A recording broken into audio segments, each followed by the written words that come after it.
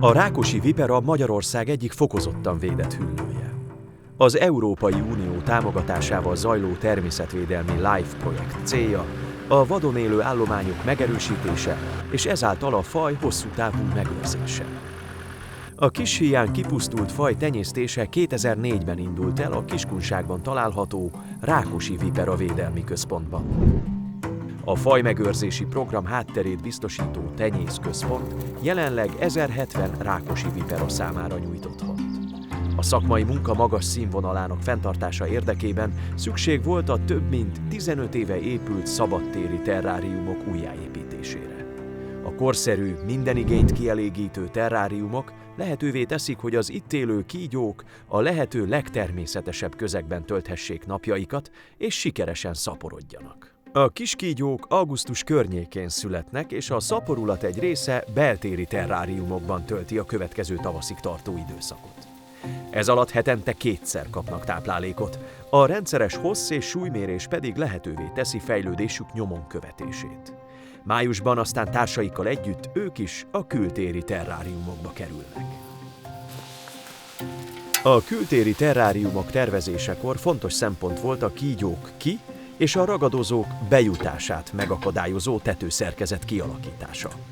A terráriumok legfontosabb része a kerámiából készült mesterséges telelőüreg. Sokszor ide húzódnak vissza, ha veszélyt észlelnek.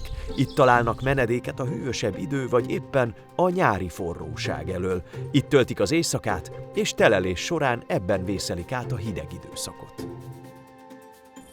A terráriumokban a természeteshez hasonló növénytakaró kialakítása volt a cél.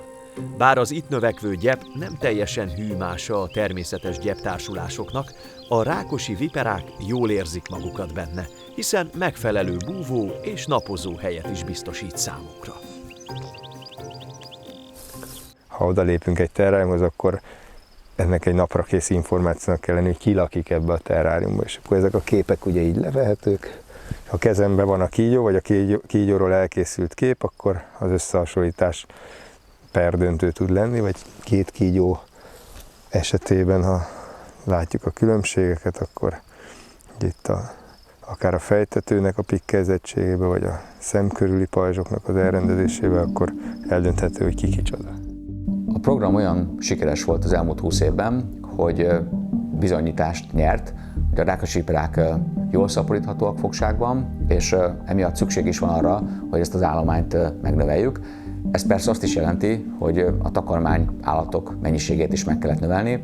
A kezdetekben egy egészen kis számról elég hamar, kb. Évi 120 000 tücsök mennyiséget adott át az állatkert a program számára. Ma már ez kb. A duplája, kb. 4 millió tücsök, amit átadunk évente. 3 tücsökfajt tenyésztünk, az afrikai kétfoltos tücsköt, az úgynevezett banántücsköt és a házi tücsköt. Illetve ezek mellett most 2 szöcskefajjal is fogunk kísérletezni, hogy fogadják el a kígyók. Az egyik egy kubai levélszöcskefaj, a másik pedig egy pápúi-guineai csuklyásszöcske. A trópusi éghajlaton élő fajok sokkal gyorsabban szaporodnak, magasabb hőmérsékleten tarthatók, nem kell nekik hideg periódus, ezért évente több generációjuk is van ellenben a hazaiakkal. Benti terráriumokban tartott kígyók 4 naponta kapnak fejenként 2-3 tücsköt. Ők házi tücsköt kapnak, és méretfüggő, de most már nagyjából mindegyik elérte azt a méretet, hogy a felnőtt, kifejlett házi tücsköt is el tudja fogyasztani, de amíg nem így volt, addig a 3.-4. lárva stádiumot kapták. Ezek a kígyók a természetben nem csak izáltlábúakat fogyasztanak, egereket, kockokat szintén levadásznak. Így tavaly mi is elkezdtünk egereket tenyészteni. Attól függ, hogy mekkora állatnak kell, attól függő méretű egeret mi is tudunk most már biztosítani nekik. A rákosi vipera étrendje a szabad természetben nagyon változatos, sok fajból tevődik össze. Annak érdekében, hogy a vadonba szabadon engedett kígyók sikeresen felismerjék a különféle zsákmányállatokat, fontos, hogy születésüktől kezdve minél többféle táplálékul szolgáló állatfajjal találkozzanak.